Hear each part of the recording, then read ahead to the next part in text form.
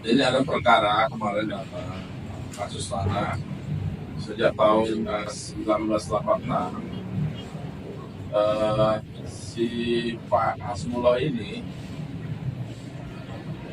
melakukan perbuatan hukum jual beli kepada yang namanya si Haji Malik. Tapi pada saat dia melakukan jual beli ini, posisi statusnya dia sebagai duda, artinya istrinya meninggal. Harta yang diperjualbelikannya ini adalah harta bersama. Dia punya anak ahli waris 14. Ini ada bukti keterangan waris satu kuat istrinya. Mungkin udah lahir 5 bulan, udah masa apa namanya perempuan? Udah menopause, ambil lagi kan 14 orang dulu biasa itu. Biasa paling dikit zaman dulu 6. Kayak saya keluarga 6 aja. Paling dikit zaman dulu. Dari berapa, Res? 4. Dan 3, Bang. Dan berapa? Hah? 4. Berapa? 4. Berarti saya paling berapa? Yuk, Aku 5. Oh, 5. Berarti lagi masih versi zaman dulu. Perjanjian lama berarti. Nah, sekarang Dulu pada kami. ya anak saya 3. Mau tambah lagi, sudah tambah lagi. Apa itu? Bukan cabang ya. Besar kan 3. Kalau dulu 3 ini 3 kali. Jadi anaknya 14. Sekarang lokasinya ini di Bekasi. Di Bekasi luasnya 24.950 meter. Berapa itu? 24.950 meter. 2 hektar. 2 hektar. 24.000 bukan 20.000 kan? Jadi 20 hektar kan? 2 hektar lebih. 2 hektar sekian. Nah, ini dikelola oleh satu orang, ditanami padi. Sekarang sertifikatnya itu di dalam penguasaan si Haji Malik. Pertanyaannya, apakah jual beli yang dilakukan Hasbullah dan Malik ini? Hasbullah ini atas sertifikat itu atas nama Hasbullah. Sertifikat Hamil nomor 29 atas nama Hasbullah. Apakah perbuatan yang dilakukan Hasbullah selaku pemilik tanah berdasarkan sertifikat hak milik nomor 29 dengan Haji Malik ini ya sah secara hukum? Kalau sah, apakah sekarang kan anaknya nuntut ini yang 14 ini mau melakukan upaya hukum? Apakah perbuatan bapaknya si Haji Hasbullah melakukan jual beli dengan Haji Malik itu sah? Bagaimana? Allah ya. Pada saat jual beli statusnya duda, meninggalkan istri, meninggalkan anak 14. Bagaimana? Boleh ya. Ada agraria pertanahan. Jadi kan cerita pertanahan, saya berikan ini. Gimana? Kan kalau misal belum ada ahli waris apa surat warisan segala macam, berarti kan masih sah. Artinya kan tanah itu belum sah punya si ahli waris ini, belum waris secara apa ya, secara resmi pada peraturan. Ada bukan, memang. Kita satu cocok aja jelas. Jadi kita dengar pendapat ahli hukum. Jadi sarjana hukum itu adalah ahli, bisa berbeda pendapat.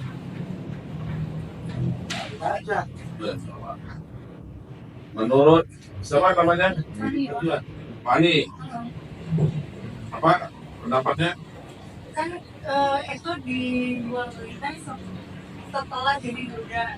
Ya. Tapi kan kalau misalnya tanah tersebut belum termasuk dalam warisan, nanti belum diwariskan secara resmi pada salah satu individu 14 orang anak ini, berarti kan si siapa orang tua ini masih punya hak pak untuk memperjualbelikan itu, karena kan itu hak bersama orang tuanya bukan anaknya. Kecuali kalau udah ada surat warisan resmi gitu juga, anaknya siapa boleh, anaknya juga atau menerima gitu. Kesimpulannya sah menurut ahli hukum agraria Pani. Bagaimana menurutnya ahli agraria Pak Tejar? Jangan ngaco, aduh. Enggak bang, enggak ngaco bang. Apa? Harus menggambarkan. Jadi yang pertama disampaikan apa? Menurutnya sah atau enggak? Karena aku dengar tadi udah ada penetapan ahli waris ya kan bang. Ya artinya dia menjual itu pada saat Sudah. Iya kan 14 anak. Gimana menurut Pak Tejar? Harusnya yang dimiliki Hasbullah itu dapat dikualifikasikan sebagai objek waris karena itu kan sebagian kan harta bersama. Oh ya, belum kita ketahui pula tuh ya, itu didapatkan ketika sebelum menikah dengan Harta bersama. iya, memang sudah dikualifikasikan sebagai harta bersama ya. Sama. Kan statusnya duda. Pada saat dia menjual, statusnya duda. Meninggalkan 14 anak. Nah, bagaimana? Apakah jual beli yang dilakukan Hasbullah tadi dengan Haji Malik sah secara hukum nggak? Apakah memenuhi unsur 13-20 perdataan? Gimana Pak? 13-20 bang, perikatan jual belinya itu berarti. Iya, salah perjanjian itu. Iya, itu aku. Berarti kan perjanjian jual belinya kan? Iya. Berarti perjanjian jual belinya sah apa tidak? Iya. Kalau memang itu sudah dikualifikasikan sebagai objek harta bersama, harusnya dapat tidak sah bang. Apa? Karena ada dua tuh. Sah maksudnya apa itu? Perjanjian ini kan dapat dibatalkan sama ini bang. Kan kalau syarat sah perjanjian itu kan ada yang secara subjektif, ada yang objektif. Iya. Berarti kan ada yang dapat, sama memang yang secara otomatis ya Itu masuk rekaman ya, izin mata. Aku enggak ini apa bang? Pusing malah. Kalian mikir bang, Oh, kalian mikir. yang di kepala bang, kalian yang di kepala, Itu itu di kepala. Iya.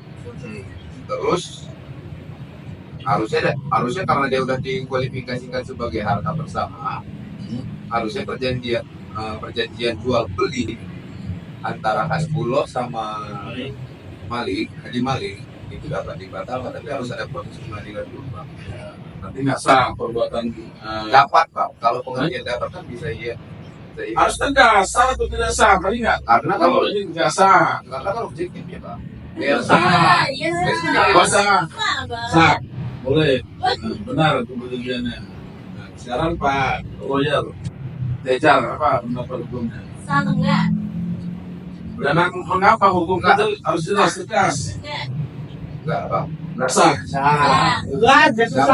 Ya, tapi berarti dapat kita sekarangkan perjanjiannya, Dapat dibatalkan. Alasannya, ya itu tadi lah, karena kan itu masih objek waris. Harusnya jadi objek waris kalau memang sudah dikualifikasikan sebagai objek harta bersama. ya, Berarti kan dia didapatkan setelah pewaris dan Haji Hasbullah menikah. ya, nah. Ya bukan sama saya. Ada. Kalau Bu Iren apa gimana Bu Iren? Apa bang? Ya, Ya dari bagaimana beda sih pendapatnya? bang, kalau itu beda kalau beda itu nggak sah karena memang kan dia mantan bersama kan bang. Ya, Mantan bersama kan berarti karena si posisi udah duda, berarti kan udah meninggal tuh, kan? Berarti udah turun waris. Nah, itu kan hak tujuan dari ahli waris. ya, Berdasarkan pokoknya kalau ada surat keterangan waris, berarti harus persetujuan dari ahli waris dalam jadi itu. ya, Jadi nggak sah. nggak sah. Oh, berarti 21 nih, nggak sah. Biasa. Ini tinggal Pak Aris ini menentukan. Iya. Ya. Kalau Kalau bilang sah, tidak sah, tidak sah. Gimana Pak Aris? kalau menurut saya sah. Oh, puasa. Memang itu emang beberapa sama Gimana? Apa alasannya? alasannya apa? Karena belum jatuh waris, Belum jatuh. belum kecil anaknya, kan kecil. Kecil-kecil. Kayaknya kalau ke sebelah, kalau ke lebih dari 11 itu nggak mungkin Nggak mungkin kecil. kecil. Pasti ya. Nah, oke ya, karena kecil anaknya. Kalau kecil-kecil berarti kayak kecoa bang. Belum jatuh waris. Ya, iya. Pertama kita melihat status para pihak yang melakukan hubungan hukum. Jadi hubungan hukum itu kalau ini jual beli itu terikat kepada pasal 1320 tentang sah-sahnya perjanjian 1320 kata perdata. Itu ada 4 syarat. Pertama ada kesepakatan mereka yang mengikatkan dirinya. Jadi ada pembeli, ada penjual. Ini baru cakap dia buat satu perikatan. Pertama nggak gila, nggak galak pengampuan, ya kan? Apalagi ya dua hal itu. Artinya dia sadar, dewasa, tidak gila, cakap, nggak galak pengampuan. 3, sudah dewasa, tidak gila. Yang kedua tidak dalam pengampuan. Cakap hukum ya Pak. Cakap hukum. Iya, cakap dia. Boleh dia melakukan ini. Sudah dewasa. Yang ketiga, suatu pokok persoalan tertentu jelas barang itu yang mau diperjualbelikan, nggak ngambang. Nah, kalau ini kan tanah berdasarkan sertifikat hak milik nomor 29 atas nama M. Hasbullah. Yang keempat ada suatu sebab yang tidak terlarang. Nah, inilah yang menjadi persoalan. Jadi kesimpulannya ada dua sama. Ada yang berpendapat sah karena belum jatuh warisnya, gitu ya. Yang kedua tidak sah karena itu objek waris. Nah, sekarang kita lihat tadi kan saya sampaikan bahwa waktu Pak Hasbullah melakukan jual beli sertifikat tanah nomor 29 itu statusnya sudah meninggalkan 14 anak. Jadi jatuhnya waris itu waris. Iya, kalau udah meninggal. Kalau belum meninggal kan masih punya orang tua. Jadi ada pengalihan hak itu. Pengalihan hak itu 2. Pertama jual beli, yang kedua jual beli hibah waris, ya kan? Kalau hibah itu pada saat sebelum dia meninggal, itu meninggal saya serahkan sama Pak Ade. Pak Ade ini saya hibahkan sama kau ya. Nah, itu sah waktu masih hidup saya. Tapi kalau waris itu ya jatuh. Walaupun saya kasih sama kau, tapi ini objek waris belum jatuh karena saya masih hidup. Nah, begitu juga rumah anaknya ribut aja, Pak, ini orang tua aku lah katanya, kan aku anakmu katanya. Orang tua belum meninggal udah ribut lagi. Artinya status waris itu jatuh pada saat pewarisnya meninggal. Ahli warisnya berhak mendapatkan warisan itu. Tidak dilihat apakah dia masih bayi, apakah dia sudah dewasa, atau dia gila atau dalam pengakuan. Nah, sepanjang dia anak dari yang pewaris, maka jatuhlah warisan. Gitu. Oleh karena itu tadi apa kesimpulan jadinya? Artinya kalau dia melakukan jual beli pada saat dia muda, ya kan, ada hak orang lain karena jatuh waris itu ketika dia meninggal. Jadi si Hasbullah ini menjual itu pada saat dia muda, istrinya meninggal, sehingga yang kedua harta yang diperjual belikannya ini adalah harta bersama. Harta bersama secara hukum itu kan dibagi 2. haknya 50-50, hak istri 50, hak suami 50, ya kan? Hak istri itulah yang dibagikan kepada ahli waris. Ya, karena istrinya sudah meninggal, maka jatuhlah hak orang lain. Hak orang lain apa? Ahli warisnya. Ahli warisnya ada 14 orang. Sehingga Tambah laki 15 apa? Oh ya udah ada.